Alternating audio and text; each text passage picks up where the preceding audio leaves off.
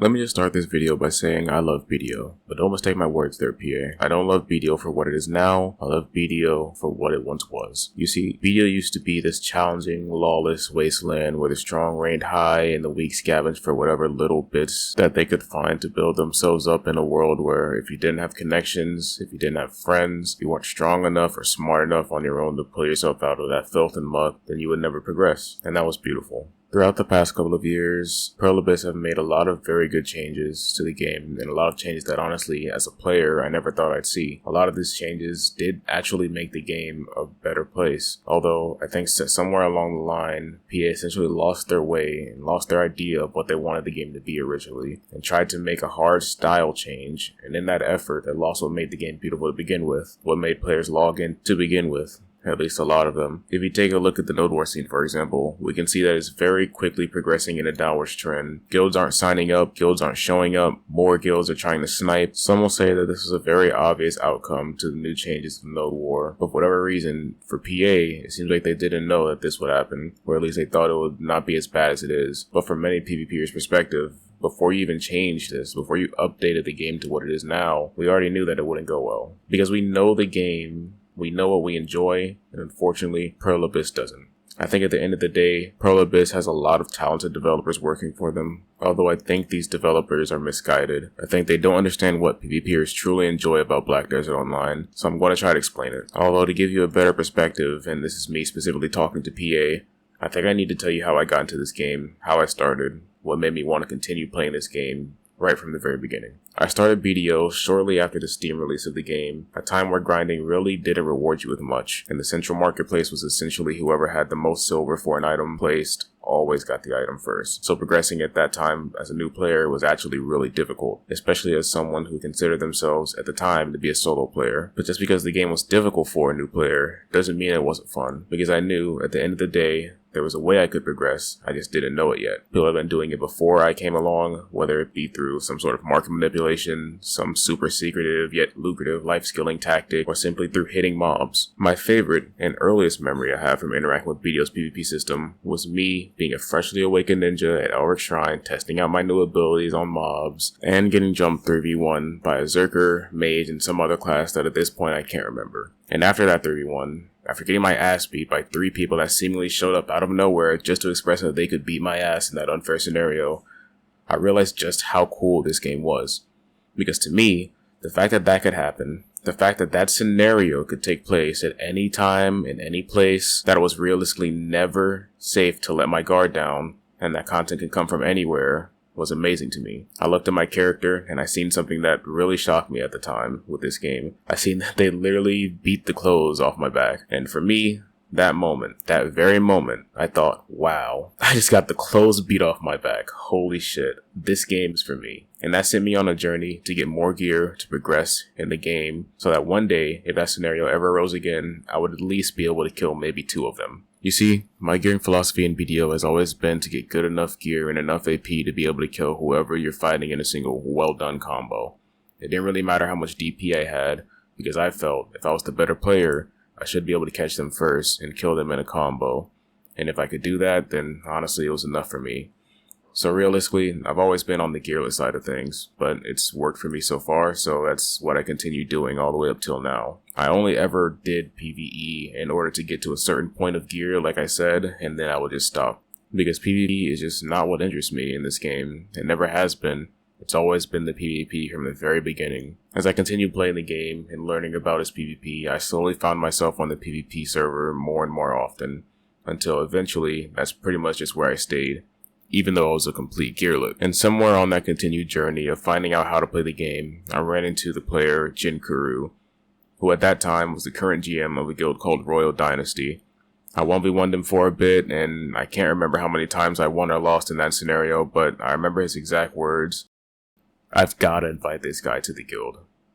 Whatever I did in the 1v1, I suppose pressured him enough that he thought it was a good idea to invite me to the guild, even though I had less gear than probably most players in the game at that point. And after being invited, I was immediately welcomed into one of the most tight-knit groups I've ever been in BDO. And say what you want about Royal Dynasty, but back in the day, that was the most fun time I've had in this video game, I think, ever. There was constant PvP fights, There were constant decks, mostly because we would shit talk everybody and get them to deck us, but there was always something to do. Whether it was fighting Shaky-Bay's guild for the 100th time or running around Arsha fighting people we had realistically no business fighting. And say what you want about Shaky-Bay, but at least for me, he brought a ton of content to the game. I'd be receiving messages 24/7, around the clock, like, hey, Shaky-Bay is griefing our guild member here with his guild, pull up and help. And it was always enough to get me to log into the game again and play every single day. And that brings me to my first issue with PA's new perspective on the game. If we take a look at the post they released in response to the one-sided decks, they listed it as followed. In their eyes, they viewed all those declarations of war not as players interacting with their fun open-world PvP system, but as cases of pure harassment that needed to be resolved by them and not by us as players. By no unclear means, it removes a large portion of player agency from the game. The guilds that at one point would have to work together and work things out with each other to bring down the deck or simply go to war with each other until both sides got bored, suddenly don't even have to interact with each other ever. And if there are no issues to be resolved between guilds and players alike in the open world, then for those people that enjoy open world PvP the most, what's the point of logging in outside of NodeWar Siege?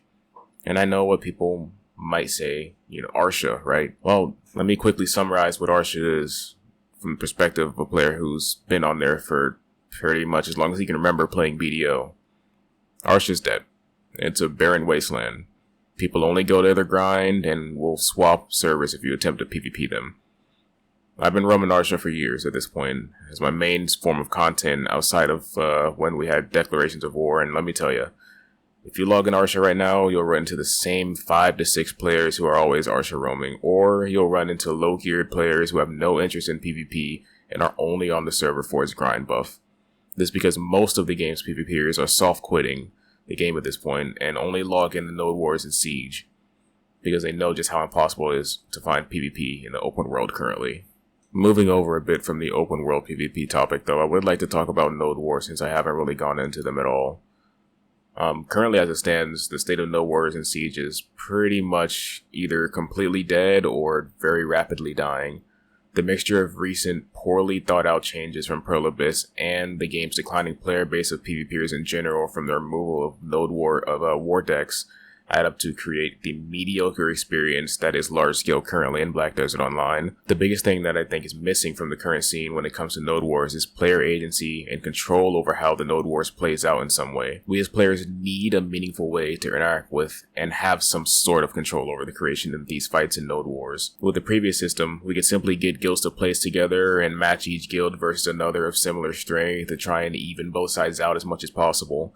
And while that sometimes blew up in our faces, it was an extremely important feature of the game because it allowed us to feel like we had some sort of influence in this game through war politics, strategies, alliances, backstabbing, dynamic shot calling, etc.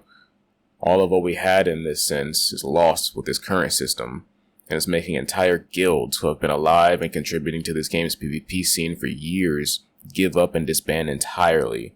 And this isn't just happening in the NA servers either, it's happening in multiple regions like EU as well. I would also like to mention that players having control over how the Node War went also meant that if a guild didn't like what you did last war, boom, now you have a war deck. And you have open world PvP content. It all fed into itself harmoniously to form fun, memorable stories and moments of PvP. I think when updating this system, Pearl Abyss was so fixated on the idea of making Node Wars accessible for new or weaker guilds that they completely lost the plot with what made Node Wars enjoyable to begin with. I'd also like to mention that they didn't even make Node Wars enjoyable for newer or weaker guilds. You have brand name guilds like Cho, etc. dropping on 30-mans because that's realistically the only place you can actually ensure that there will be people to fight. Although, I don't even know how long that will last for. Moving on to Siege, Pearl Abyss is on the wrong track once again, adding in changes that only serve to hinder attacking guilds versus castle owners so much to the point that it's now completely impossible to 1v1 a castle without an extremely steep difference in guild strength between guilds. The introduction of the Siege Dome crystals and removing spawns from the outer gate makes the experience of pushing a castle not only feel frustrating, but completely fucking impossible. It's also made for far less strategy as well. Now your only valuable strategy from removing a guild from a castle is either bringing so many guilds that it literally lags the server so hard that it makes it impossible to both play and defend against, or you sit outside the castle AFK, whittling them down with cannons and ballistas, while you send droves of poor souls to constantly full int themselves into the front gate until the castle holders eventually die. This also means that if there are any team fights in a region, the castle holders can never be included in them because there will never be enough time to kill both an enemy side and then also kill the castle holder when they choose to defend. Lastly, and very quickly, let's bring up rotational PvP game modes, but very briefly. AOS is a fun game mode overall, but it's riddled with flaws. Unfair or just plain idiotic map design and gimmicks, the game mode being plagued with broken ass classes, while some classes are so victim POV and horrible in the game mode, it's extremely difficult to climb out of piss low with them. And let's also not forget to mention the teammates that you get who are literally just playing the ranked game mode to practice their new class. As for Guild League, this game mode is quite frankly the only form of PvP that's truly good at the moment, I'd say. It's pretty well thought out and the maps are really nice, flat, wide open spaces, there's no gimmicks. There's also need for a very precise team coordination and strategy. The rewards are meh, but kind of passable. Overall, it's a really great and fun game mode, but even it has a lot of issues.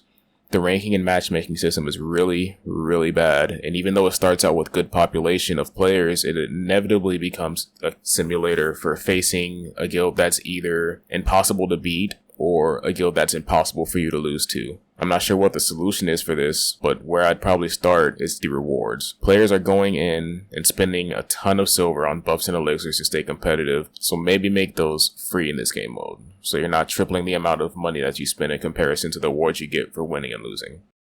Anyways, that's it. PA fixed the game so I can love it again, and see you guys in Throne of Liberty.